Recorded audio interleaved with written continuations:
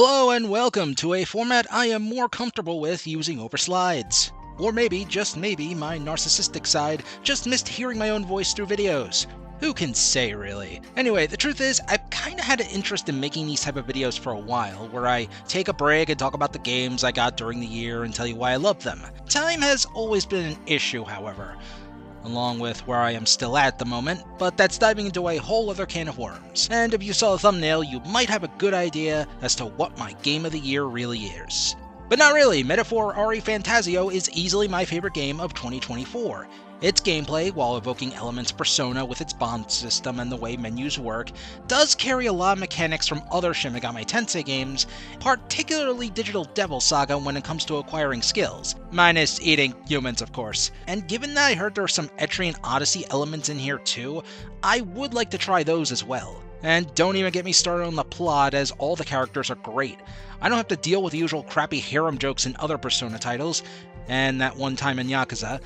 And dear God, the main villain is so damn good, only enhanced with the other antagonists the game gives us. Kyo's likely gonna cover that one though, frigging spotlight stealer.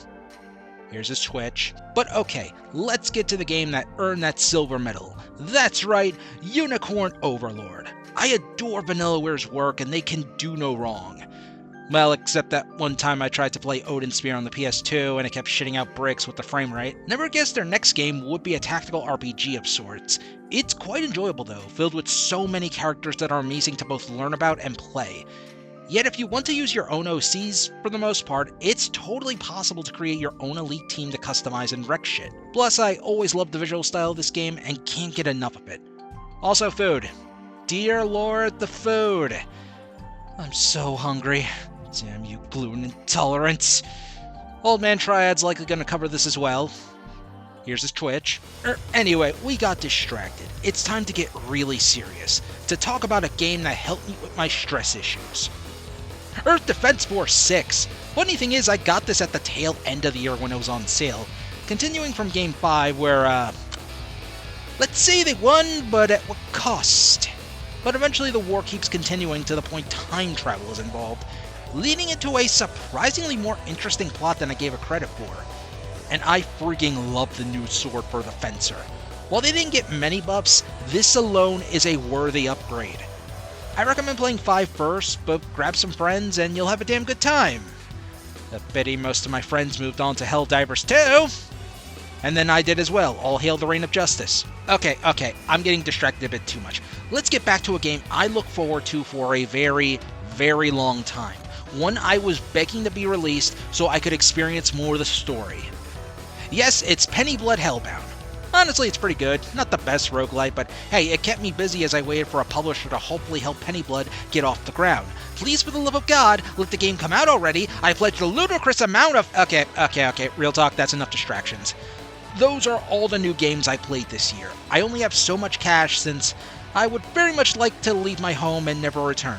So for this video, I decided to dedicate my time to the one game I know my friends won't really talk about. Shin Megami Tensei V Vengeance. Unless it's done to shit on Atlas for giving us yet another re-release, hi Cody, here's his Twitch, or complaining about Day 1 DLC, and yes, I too am sick of that. That being said, Doctor does look sick as hell, and initially, I wasn't even gonna give this a chance. But then I remembered how the initial release of the game was, lacking. Smt V wasn't bad, just to be clear, but given all the hype being built up around it, it kinda failed to meet all my expectations. And given my annoyance at Atlas re-releases adding in content by stapling it on, as seen with Persona 5 Royal, how did this succeed? Well, it's simple. Vengeance is its own canon. It's not replacing the canon of creation, aka the original. They are both very much worth exploring due to the differing elements. And if you don't like one and prefer the other, don't want to buy Vengeance, well, you still have the original. Well, for all fans anyway, since the original was taken down on the eShop. And while I do like Vengeance's story more, there are still things I would want to play Canon of Creation for again. Arguably you should play that one first, since certain plot elements are explained better there. While I think Vengeance does a much better job with its characters, Unless you like Sahori. Poor girl can't catch a break no matter what. Each route, while still has a ton of similarities, still have unique areas and bosses, and a unique ending that Atlas could easily pull from either or even both canons. But now the question is, how exactly did Vengeance improve everything? Oddly, by adding in the new character, Yoko. And she just might be the best of the Atlas re-release waifus for several reasons. Apart from changing the original story, she has a lot of chemistry with the original cast, allowing characters like Tao and Yuzuru, who barely had anything, flourish within the plot. So when the usual bad thing happens to said characters, because this is SMT after all, it carries a hell of a lot more of an emotional impact on me. She's also a bit unhinged, but it does kind of work and only further helps the dynamic with the cast. She's able to bounce around a lot of ideas, and when her and Tao are involved in side quests, I love seeing how they interact in the results of whichever side you pick. The antagonists also bring in a lot of chaos with some neat designs, and their boss music is just... well, listen.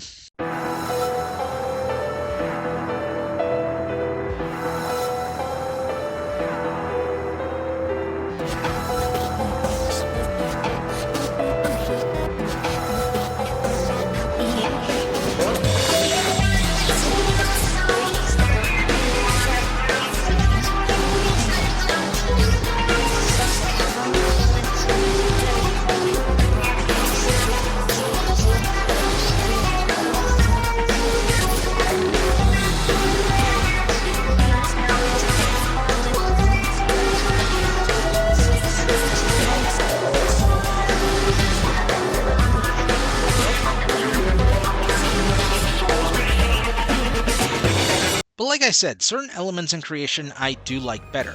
While I still think Dazai's turn is poorly done, how he gets there and his relationship with Abdiel is honestly much better. And like I said, you still get more unique bosses that simply aren't present in Vengeance. Plus, creation is the only one to even have a neutral ending, something Vengeance shockingly doesn't. Though I do admit, I still enjoy both paths in that story, especially their unique next to last bosses. As for the gameplay, some of the changes I do like, and it doesn't really ruin the fun the original had. Hell, the original had probably some of my favorite combat systems, since we got the demons in 3D again with gorgeous animations, and they even had unique skills. And they now carry unique passives that could further help in constructing your team. I'll admit though, it can feel more broken since it's very easy to make your demons ludicrously powered up. Hell, it's easy to make the Nahobino super powered up.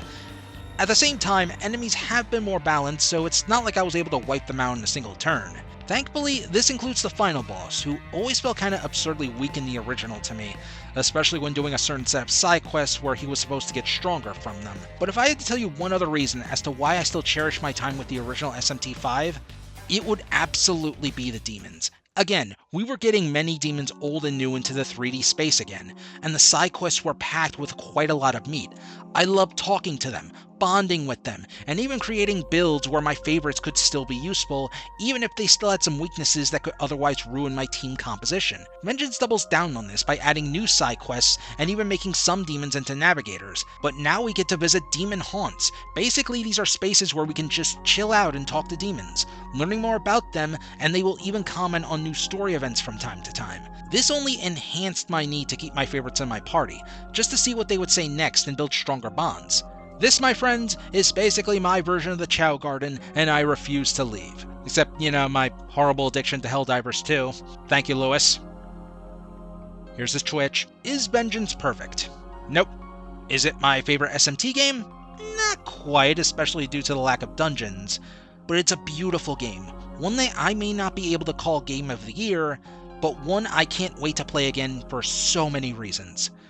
Thank you again, Lewis, for giving me the time to talk about this, and hopefully for those watching, I can make more videos like this again in the future. Just give me, 4 years maybe? 5? We'll see what happens. I'm the smartest moron, and thank you for watching.